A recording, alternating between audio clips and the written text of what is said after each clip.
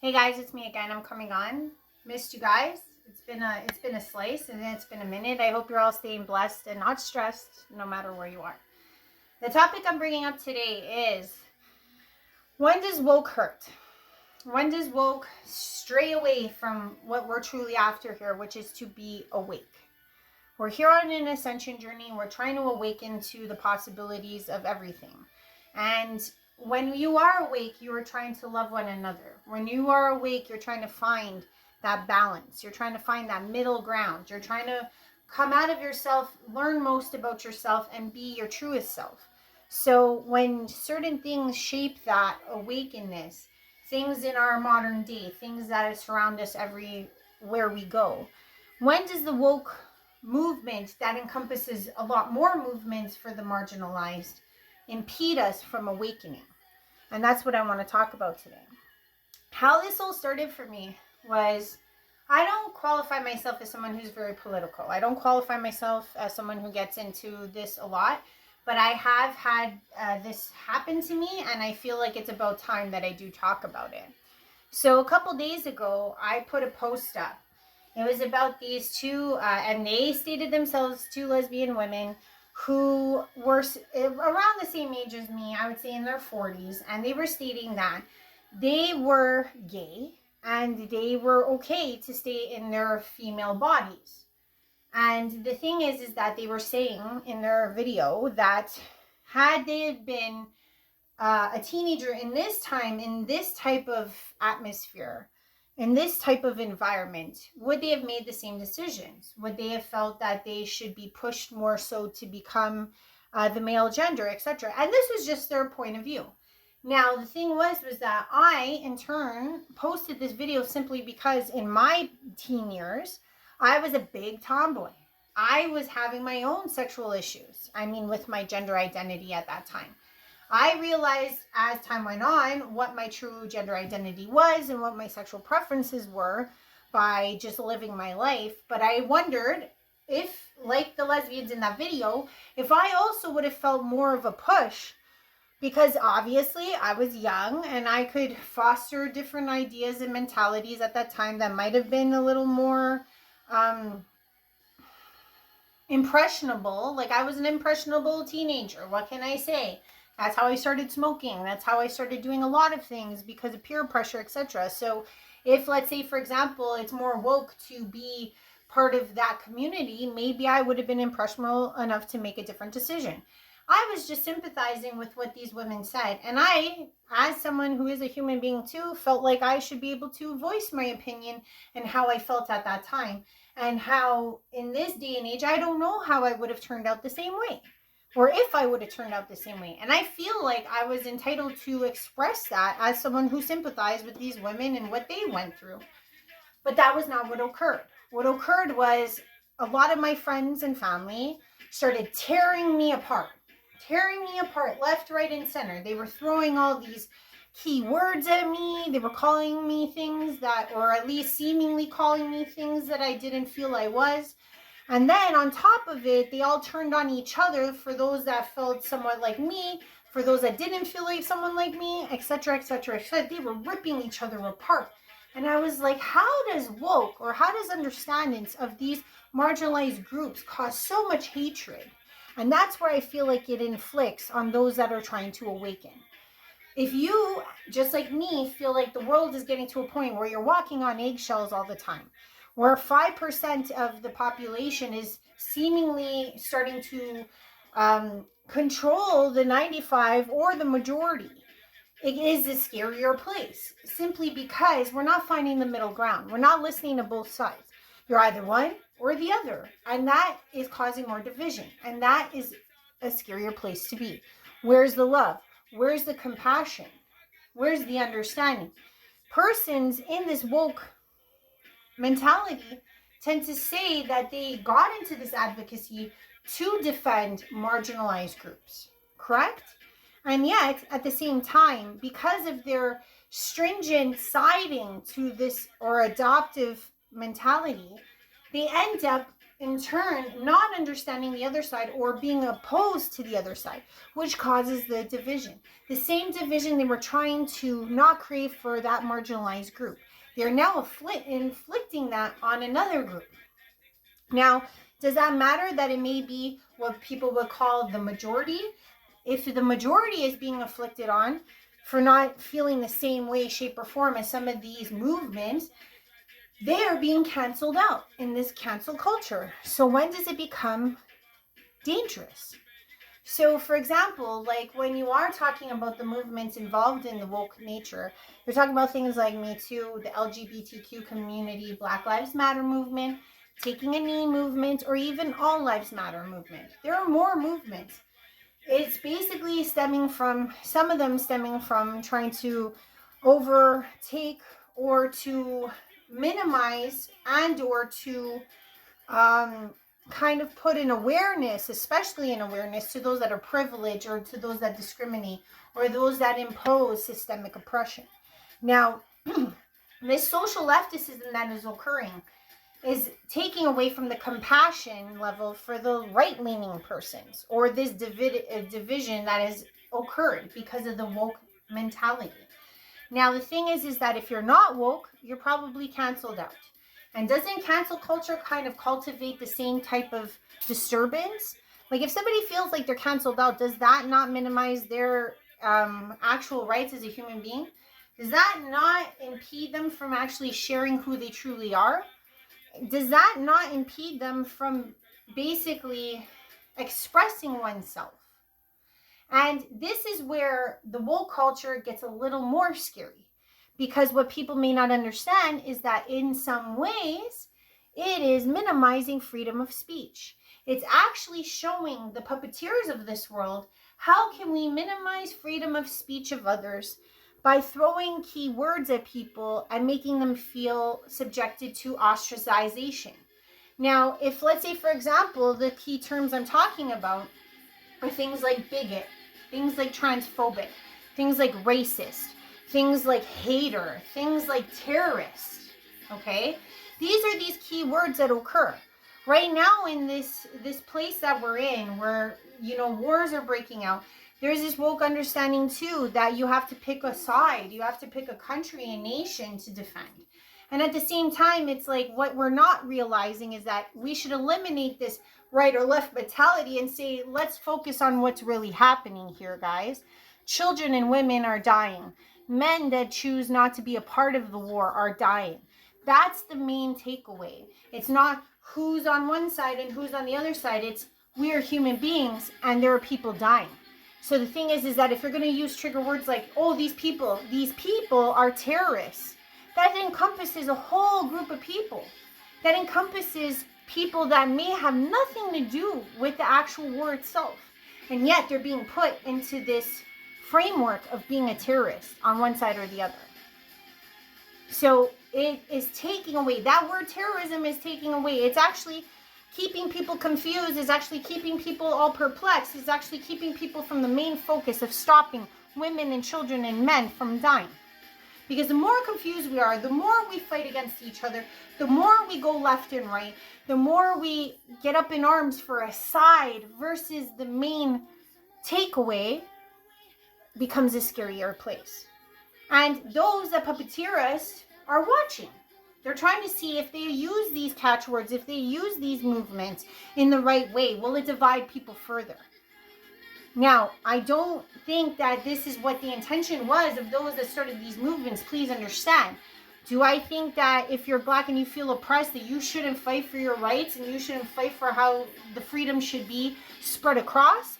Of course. If you're LGBTQ and you feel like you've been oppressed and you feel like you've been gay bashed or you've been bashed for your identity or sexuality at any point in time of your life, and you feel like you've been persecuted or you've been actually bullied to the point where you want to commit suicide, those are things we all have to take a look at. Those are very, very important things.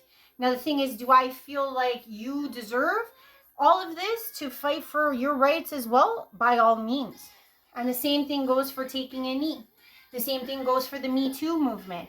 Do I think that women that have been subjected to sexual advances and or molestation or raping deserve a voice? Of course. Do I feel like women that are abused deserve a voice? Of course. But when it becomes a point where men and women are up in arms against each other, simply because we're putting ourselves into these huge groupings again, just like the word terrorist, where it's putting all men as these predators and all women as these boss bitches or whatever these terms are that these woke elementals created, it's actually tearing us further apart. There is not a moment in time that I don't go and check out videos where I see men talking smack about women, where I don't see women talking smack about men. Where is the middle ground? How do we teach each other what we truly want, which is to be understood on either side?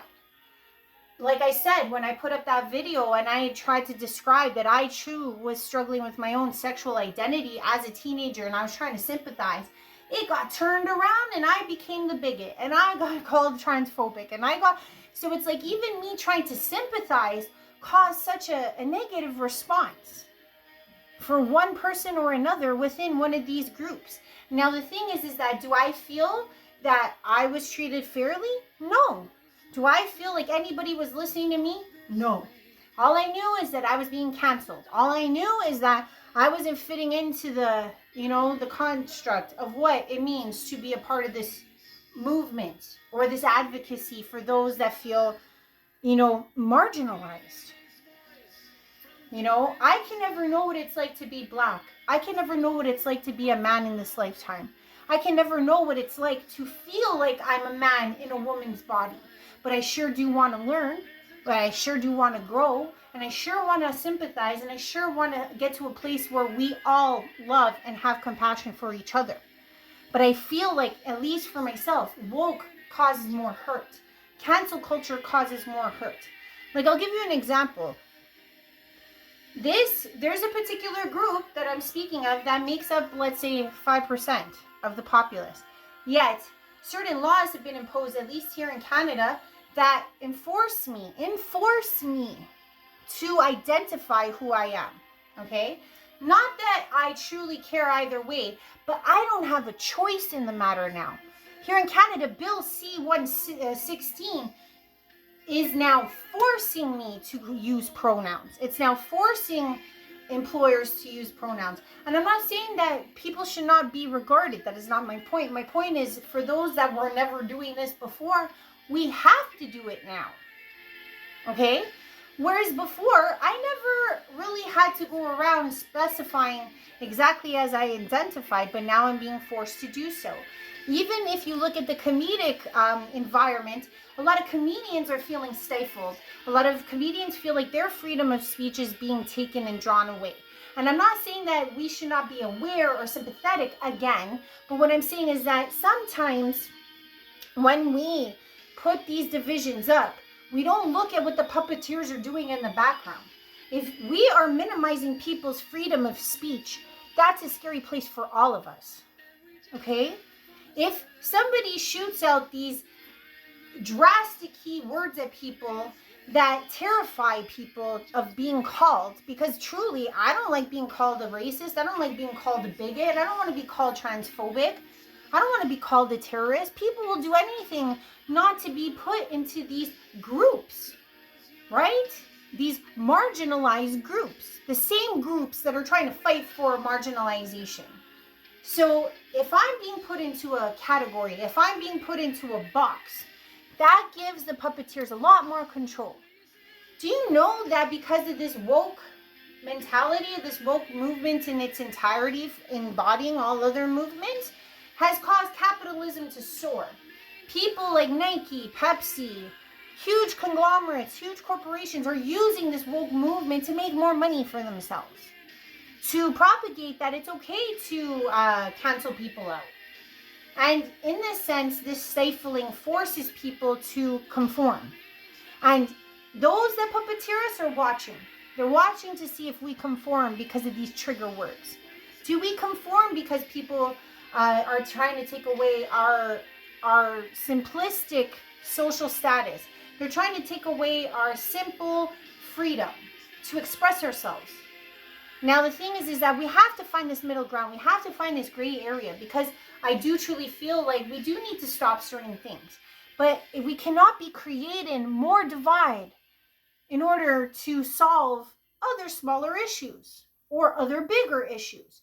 The encompassment of being awake at this time, trying to activate, trying to be on an ascension journey, means we have to love each other fully. You know how many of my friends that are LGBTQ have been struggling with their religion because they feel like they're sinners? They feel like God doesn't love them because they're LGBTQ fashioned? And that breaks my heart, because I know God created us all, whatever way, shape, or form we evolved into. God loves us all no matter what color or creed we are. Now, the thing is that should those that are religious be going after those that are prideful? Should those that are prideful be going after the religious? Where's the middle ground? Does that mean that all that are full of pride aren't full of God? That's a scary place to be. Because truly, God loves all. God created all. So to say that people with pride cannot find the love of God, very scary place. Or vice versa. Those that are religious become those of the oppressors for those that are part of that community. Because some of us have those people in our family. Some of those people we love dearly. And yet, because of these subjections, we will edge them out and cancel them because of what society is showing us. Because of the way and shape and form that this culture has created. And that's the thing. As those that are here to awaken, to be the way showers, we have to find this middle ground, and we have to say, yes, discrimination sucks, but it sucks on both sides. If I can't tell you how I feel and you can't tell me how you feel, that's a scary place. If there's going to be repercussions, if there's going to be hurt propagated from these movements, more so than love. You know, the political fury that comes from these groupings is a little intimidated. We're all walking on eggshells. Majority of us cannot be who we truly want to be. We can't say what we truly want to say. And if we do, we get shot down. That's scary. Because to say that those persons in those groups did not feel that at one point in time within their upbringing, within their personal life, now taking the power from this, these colloquialisms and saying, oh, this is what I defend now, and that means I shun others. Maybe as those are within this awoken or this woke mentality need to actually awaken and see, how do we turn these terminologies into love? How do we turn these terminologies into compassion for each other without minimizing others? That is to be truly woke. That is to be truly awakened. Is to sympathize, not discriminate, and learn to love all of each other properly. Acceptance across the board. No law should be imposed without both parties discussing it. Laws should be imposed that bring all of us up and not minimize us down. Because that's the thing, what people don't realize is that certain laws that come out, the language used in some of these laws is very intimidating, can cause more pain, can cause more suffering, can cause more abuse. And this is what I really want to say, is that in this time where things are so fiery and things are so enlivened, and there's so much hatred in the world, if it's not wars, it's race. If it's not race, it's gender. If it's not gender, it's politics. You know, I was talking about this with Trump a while ago, how he's a system buster. Yeah, you might not like Trump. Yeah, you might not like that you're either red or blue within the United States. Where's the purple ground? Where's the ground where people are like, I just want a better America. Fuck all the rest of this. You know what I'm saying? And it's the same for all of these marginalized groups. When do we say to ourselves, well, we truly want this to be accepted and heard, and in order to do that, maybe we should hear each other out? Because if you're constantly oppressing a different group, we're never going to get to what these advocacy groups or their, let's say, what they're truly after. How are we ever going to get to where we're truly after? So I say, don't be woke. be awake, penetrate, figure out, learn, grow, sympathize. It's the only way we'll get out of this. Because God doesn't care. God loves us all. Doesn't matter what way, shape, or form we came. And if we start to lose God in our hearts from adopting this woke mentality, getting farther away from our civil rights as a majority, as a huge population, and or all of the population, if certain laws and things change so much that we actually have an impeded nature put upon us unknowingly, we need to really look at this and figure out and maybe start over. Because these movements are great, but when they don't embody what they started for anymore, maybe they have to be reevaluated, reshaped, and renewed. Leave you with that. Love you lots. Have a great day, a great week, and I will see you on the next one. Bye for now.